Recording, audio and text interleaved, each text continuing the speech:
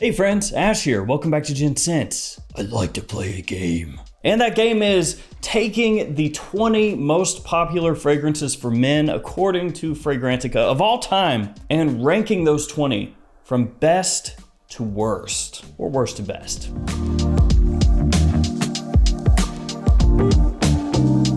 And this time what I've done is I've taken those 20 fragrances, at least as of this video. In the future, it could be a different 20. Things could get shaken up. But I took those 20 fragrances and I kicked them to ChatGPT and I told it, hey, robot friend, pretend that you are a fragrance YouTuber. Take these 20 fragrances and rank them from worst to best according to originality, usability, and quality. And that is what ChatGPT did. So I'm gonna be going over with you guys the rearranged top 20 most popular men's fragrances from worst to best, and I'll give you the reasons why. And I want you guys to kind of play along and decide if you think that it did a good job, a fair job, terrible job, or an amazing job. And I will have these linked in the description below in order from worst to best, in case you want to spoil anything or check it out down there. Before we jump into the ranking from worst to best, let's take a look at what the most popular 20 are. So starting from number 20 and working up to number 1, this is as of right now on Fragrantica. Ultramall, number 20. Explorer, Prada L'Homme, Encre Noir, The One EDP, Terre d'Hermès, EDT, Bleu de Chanel, EDP, Jazz Club, La Nuit de l'Homme, Versace, Dylan Blue, Eros, EDT, La Mal de Parfum, Spice Bomb Extreme, Sauvage Elixir, Aventus, Sauvage EDT, Y EDP, Acqua di Gio Profumo, Club de Nuit Intense Man, Dior Homme Intense. So that's number 20 through number 1 most popular, but now let's see from worst to best. And you guys, again, keep in mind, those are the ones that we're picking from. How would you rank these? Let's see what AI says. Number 20, so the worst, according to AI, of these most popular fragrances is Club de Nuit Intense Man from Armaf. And according to AI, it says this about Club de Nuit Intense Man: a respectable clone of Creed Aventus, but lacking the same quality and finesse, a budget option. That is kind of a low-key burn, really, there. So yeah, sorry, Club de Nuit Intense Man, but you are the worst of the top 20 most popular fragrances. Where would I put that? Just looking at the other scents here, I mean, honestly, maybe number 20. It's a fantastic release as far as cheap clones go. A lot of people love it for that performance, for the compliment factor, especially after you get out of the opening. But I mean, if you want to boil it down to the harshest way to describe it, I think ChatGPT pretty much did that for me. Number 19, so the second worst, is Dior Sauvage Eau de Toilette. Ouch. A crowd pleaser, but the ubiquity and synthetic nature can't place it higher. Great performance though. That's word for word what it said. So I don't know that I would have put Sauvage that low. I mean, it is very popular, it is everywhere. And yeah, I mean, if you want to say synthetic smelling, yeah, it doesn't smell like a natural scent. That being said, something being synthetic is not automatically a bad thing. And so I'm going to chastise ChatGPT here and say that if you just fall back on saying, oh, synthetic equals bad, that's just a really dumbed down way to approach things. So shame on you, ChatGPT. But it put that at number 19, so is what it is. Number 18, Versace Eros Eau de Toilette. All the bestsellers just going out, like dropping like flies. An enjoyable minty sweet scent, but it's a bit too common and youthful. Great for clubbing though. This is just dropping those in there right at the end. It's got great performance though. It got great clubbing though. I actually like Eros. I think this is a solid line of fragrances. I would like a new flanker in the Eros line as well. I know some people hate flankers, but if you know it's coming eventually, just like go ahead and give it to me now. It is great for clubbing, but it's great for so much more than that. This has huge versatility and a big compliment factor. So all those things put together, I think I'd have Eros a little higher, but to be fair, it's going up against some strong scents here. There are at least a couple here that I would definitely put this over. Number 17, Encre Noir. Oof, ouch. A dark, earthy vetiver that's certainly unique, but may not be for everyone due to its less mainstream appeal. And that is fair. Out of everything in this list, I would say this is probably the one with the smallest amount of mainstream appeal. Now, you can absolutely pull it off, and I've gotten unsolicited compliments wearing this in the past. That's not what you're going after when you wear this, to be fair. I do think the quality, though, for the price point, makes this a winner. Number 16, where are you? There you are. Mont Blanc Explorer. According to ChatGPT, a decent fragrance inspired by Creed Aventus, but it doesn't reach the same heights in terms of quality or originality. And to be fair, that is spot on. But one thing that is left out there is the context of how much it's gonna cost you. Just like with Club de Nuit Intense Man, yes, a clone of Aventus, inspired by Aventus. But Aventus is gonna cost you like 10 times what this is gonna cost you. So which one is a better bang for your buck? Buying this and then having enough left over to buy like 5 or 6 other fragrances easily, or one bottle of Aventus? And depending on who you ask, you're gonna get a different answer, but you do have to take that context in mind when you speak about it. That being said, in terms of usability, this stuff, fantastic. Number 15, this one's a little bit painful. Jean Paul Gaultier Le Male de Parfum. This oriental version of the classic is solid, but it doesn't stand out as much as other flankers. I think we're gonna have to agree to disagree on this one, because I really like this. Now, this being said, I did just get in Le Male Elixir a few days ago. I don't know when this video is coming out, but as of when I'm shooting it, I got it in a few days ago, and it is fire. I love the new flanker, but this one I still love also. And the little iris in there sets it over the top. So that one for me, just on a personal level, would be a bit higher. Number 14, above Le Male de Parfum, Dylan Blue. It's a good and versatile scent, but it tends to blend into the crowd of blue fragrances. That's fair enough. I mean, it is good, it is versatile, and it does smell similar to some other blue fragrances. Yeah, all that makes sense.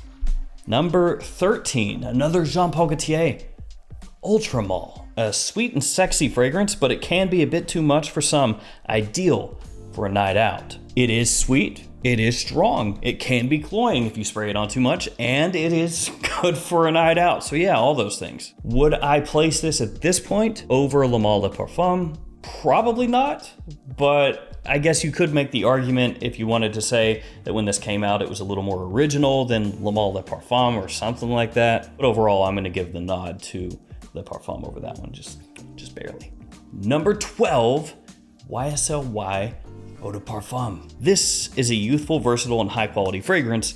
However, its originality lacks a bit due to the typical blue fragrance genes of the fragrance. So yeah, I mean, it is a blue fragrance. So it's made to be worn, it's made to be versatile, it's made to get compliments, all those things, right? But it doesn't smell like other blue fragrances. It doesn't smell like Sauvage. It doesn't smell like Dylan Blue. I'm not one of the type to just discount and knock down all blue fragrances. I think that they're actually great. They serve a very important piece to the fragrance pie or puzzle out there for men. So I wouldn't, knock this one down a few pegs just because it's a blue fragrance. Number 11, and this one I would have had higher, the One EDP. A cozy and warm tobacco fragrance, great for romantic settings, but the longevity could be better. So up to this point, most of the fragrances have had, from ChatGPT, a good part and then a con at the end, or good, con, good. So it'll be like, this is, nice and sweet, but it's too common, but it has good performance. This one, it's good, it's warm, it's sexy, but the performance could be better. As we get closer to the top, it becomes basically just all positives. I'm not gonna argue about the longevity. It could be a little bit better, but for this type of fragrance, I think it's just fine. Date night fragrance, sexy, alluring, it does that great. Number 10, so we're in the top 10 here, and it is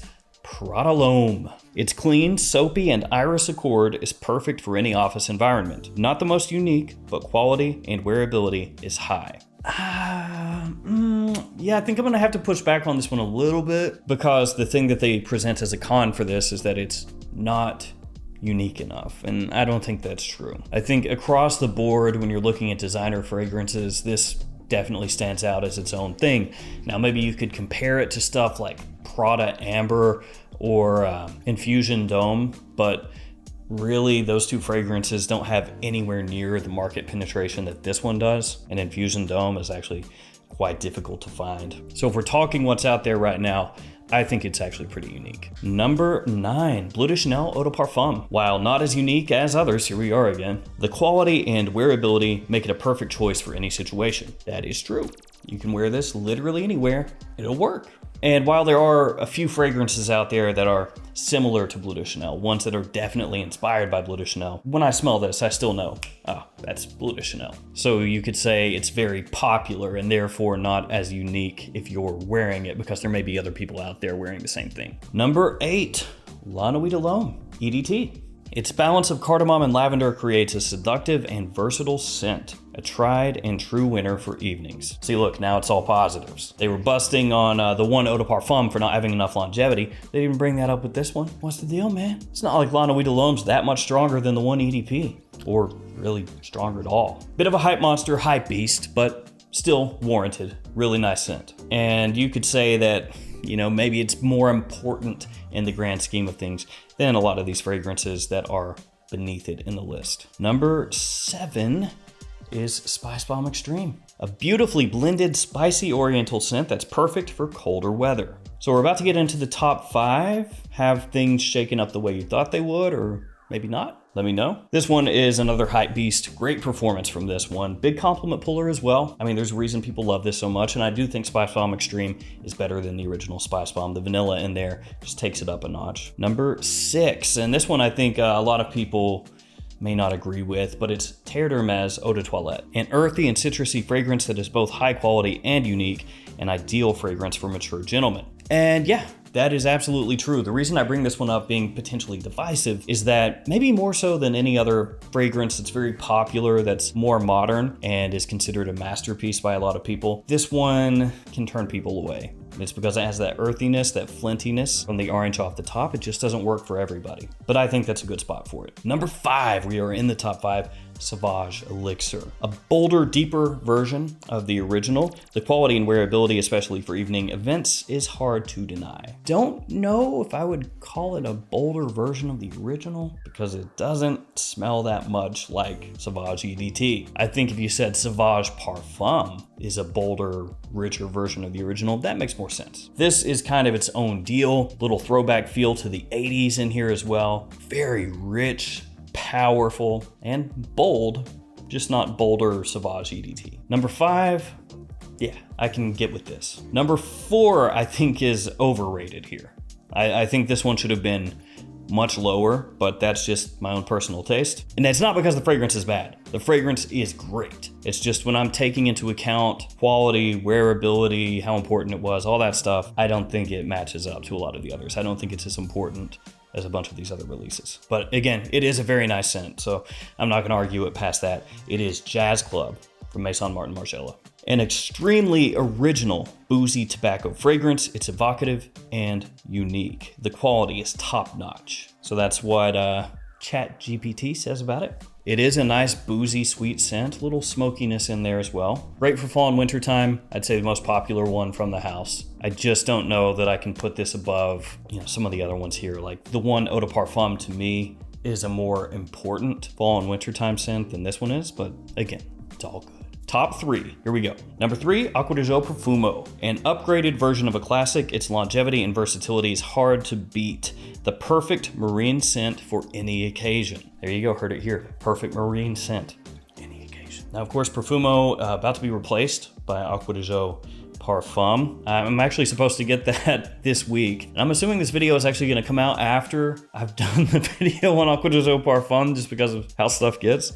So, hopefully I liked it. But Profumo, there is no denying the popularity of this one, especially within the fragrance community. So top 3, that makes sense. Number 2, Dior Homme Intense. The iris note is executed perfectly. A unique and high quality fragrance that's a standout in the cooler months. Yes. On a personal level, just as far as how it smells, this is probably my favorite of the whole bunch. Is it the most wearable? Absolutely not. No way. There are so many fragrances here, way more versatile than this one. This is more of an evening scent for cool weather, which is just about exactly what ChatGPT said. It has that makeup-y iris, a bit creamy, and some people won't like that, but I love it. And that leaves our number 1, which is Aventus. This masterpiece deserves the top spot. Its quality and original pineapple note are exceptional. It's versatile and wearable all year round, a true signature scent. So there you go. Creed Aventus coming in at number 1. To be fair, it makes sense because when you look at this top 20, right? There's Dior Homme Intense. Are there any other fragrances in here that smell like Dior Homme Intense? No. There's Acqua di Gio Profumo. Anything else in here smell like Acqua di Gio Profumo? No. Aventus, anything else in here that smells like Aventus? Yeah. There are 2 other in the top 20 that smell like it. Club de Nuit Intense Man, Mont Blanc Explorer, both smell like Aventus. So when you think about the impact that a fragrance has had, even if you're over Aventus at this point, you can see it's had a bigger impact probably than any of the other ones here. And to be fair, it is an all-season, daytime or nighttime signature scent. The versatility is massive. The compliment factor is there, it does it all. And when you take into account quality, which is maybe not fair here because it's an expensive niche fragrance going up against all designers, maybe it's not fair, but when you take into account quality as part of the list as well, it makes sense that it would be number 1. So there we go. Top 20 most popular fragrances on Fragrantica, sorted from worst to best. Let me know if you agree, and if you don't agree, let me know which spot you think was the most egregious, where it should have been moved up or down. Thanks for hanging with me. Stay safe out there. I'll see you tomorrow with another fragrance video. See you later.